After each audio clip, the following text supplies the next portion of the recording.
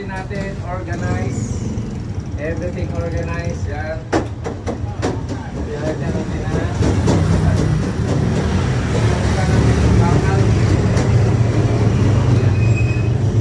So, ito. Pagka may order na pares, ito, dito tayo kuha ng pares.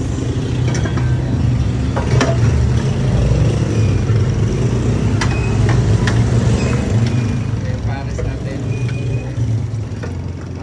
Masarap na pares.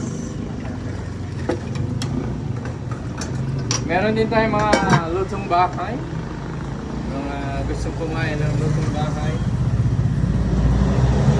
Yan, natin sa yan guys. Everything, wala nang cockroach. Wala nang makita cockroach dito. Bobby, punta na kayo dito.